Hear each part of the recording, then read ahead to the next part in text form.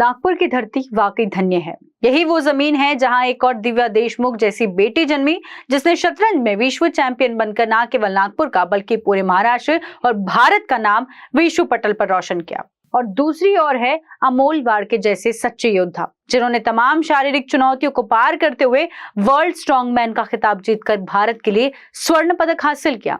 जब दिव्या देशमुख भारत लौटती है तो एयरपोर्ट से लेकर सोशल मीडिया तक उनका भव्य स्वागत होता है। माला, मुकुट, मीडिया की सुर्खियां, फोटो सेशन, सब कुछ होता है और ये सब होना भी चाहिए क्योंकि उन्होंने भारत को गौरवान्वित किया है।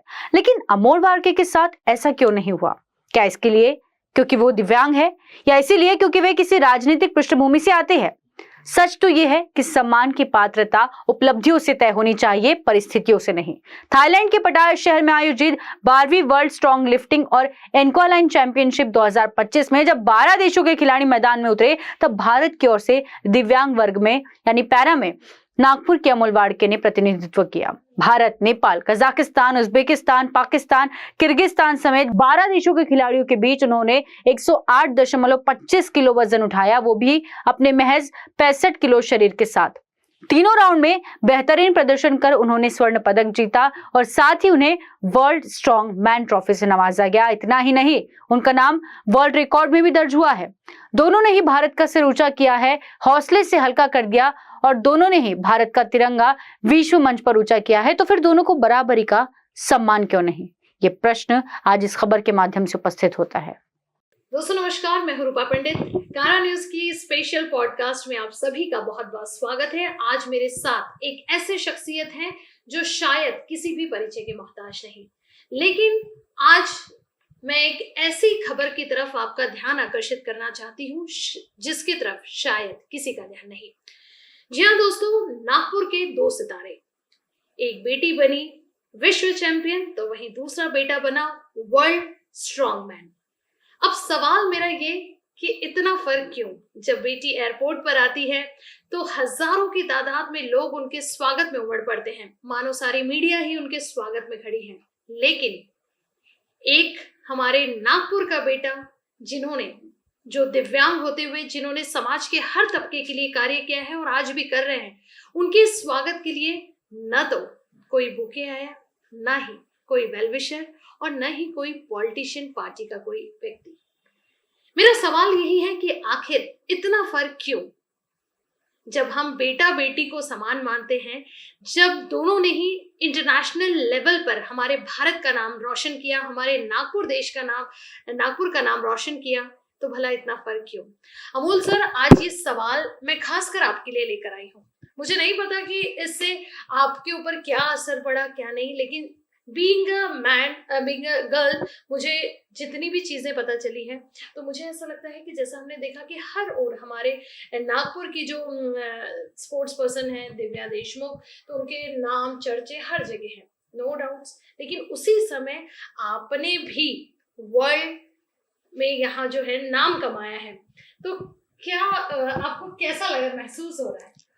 देखिए, महसूस तो इतना बढ़िया हो रहा है जब आप मंच पर होते हैं, किसी और कंट्री में होते हैं और आप जब वहाँ पे अपने भारत के लिए गोल्ड मेडल जीतते हैं, साथ ही में आप वर्ल्ड स्ट्रॉन्ग मैन का खिताब भी आपको मिलता है, और उस समय में जब नेशनल एंथम बजता है तो अपने जो रोंगटे खड़े हो जाते हैं। इतने बाहर, इतनी दूसरे कंट्रीज के सामने में हमारा नेशनल हमारे लिए बनता है, तो उसका जो गर्व है वो अलग ही होता है। सर, आप सारी परिस्थितियों को मात देकर, सॉरी बट आप एक हैंडीकैप होने के साथ ही आपने वर्ल्ड स्ट्रेंथ लिफ्टिंग फेडरेशन की तरफ से जो ये कंपटीशन हुआ था, वहां पर आपने भारत का प्रतिनिधित्व किया और आप हमारे सामने देख सकते हैं कि इतना बड़ा शील्ड जो है हम भारत के लिए आपने जीता है।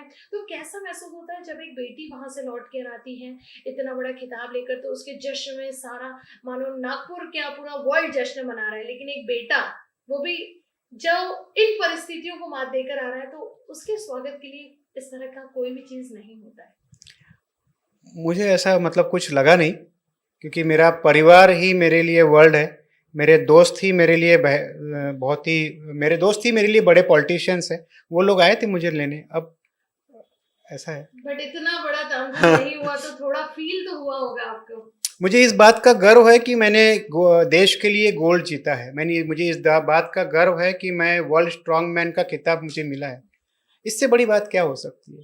रही बात दुख होने की या अफसोस होने की, तो उस बात का मुझे गम नहीं है, क्योंकि दिव्यांग होने के कारण बचपन से लाइफ के चढ़ उतार, परेशानियां, हीनता, घिन्नता, ये सब देखी हुई है। इसलिए अभी कोई मान करता है, कोई सम्मान करता है, कोई एयरपोर्ट पे आता है, कोई एयरपोर्ट पे नहीं आता है, कोई ध्यान देता है, कोई ध्यान नहीं देता। अब फर्क नहीं पड़ता है, क्योंकि लाइफ में वो सब चीजें देखी हुई है और देखते आ रहे हैं कि दिव्यांगों को किस नज़र से देखते हैं।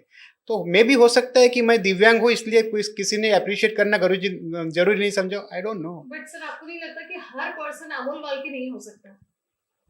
अब अपनी अपनी सोच है जी, अपनी अपनी सोच है। मुझे इस बात की खुशी है, मेरे परिवार को इस बात की खुशी है, मेरे दोस्तों को इस बात की खुशी है कि बेटे ने भी नागपुर का नाम वर्ल्ड में रोशन किया है। क्या बात है। कोई अप्रिशिएट करे, कोई अप्रिशिएट नहीं करे, वो उनका अपना निजी मामला है। मुझे नहीं पता कि क्यों इस तरह का चीज़ हुआ, but I am happy for that. क्या बात है। लेकिन दोस्तों, मैं इस तरफ ध्यान आपका बढ़ाना चाहूंगी कि ऐसा क्यों, जब हमारा समाज बोलता है कि हमारे देश में बेटा और बेटी में कोई फ़र्क नहीं है, तो कहीं ना कहीं फील होता है कि जिस इंसान ने अपनी पूरी लाइफ जो है परिस्थितियों को मात देकर आज इस मुकाम पर उन्होंने हासिल किया है कि वो अपने कई फर्म जो है बखूबी निभा रहे हैं, चाहे वो उनके हैप्पी होम डेवलपर्स की बात हो या फिर उनके जितने भी फाउंडेशन से रिलेटेड फर्म्स हैं, आज वो पूरा कारवां लेकर चल रहे हैं। अमोल सर, आपके लिए इतना ही कहना चाहूँगी कि मैं चला था अकेले जानिबे मंजिल मगर, मैं चला था अकेले जानिबे मंजिल मगर, लोग जुड़ते गए और कारवां बनता गया। अमोल सर को हमारा स्पेशली जो है सैल्यूट है, वो इसलिए है कि आज ये फर्क हम मीडिया पर्सन होके हमने देखा, लेकिन इन्होंने बहुत ही इजीली उस चीज को जो है मैनेज किया। उन्होंने कहा कि बचपन से ही मैं ये मान सम्मान, हीनता की भावना, ये सारी चीजें देख रहा हूँ, तो मेरे लिए फर्क नहीं पड़ता। लेकिन बीइंग अ वुमेन, हमको ऐसा लगता है कि ये चीज़ होनी चाहिए, इस ओर सबका ध्यान जरूर जाना चाहिए कि हमारे नागपुर शहर के एक बेटा ऐसा भी है जिसने अपनी विकलांगता को नज़रअंदाज कर साइड में रख हमारे देश के लिए गर्व का एहसास कराया है। और इतना बड़ा ये जो आप देख रहे हैं shield, world strength lifting federation की तरफ से जो इन्हें मिला है, वो हम सब के लिए प्राउड की बात है।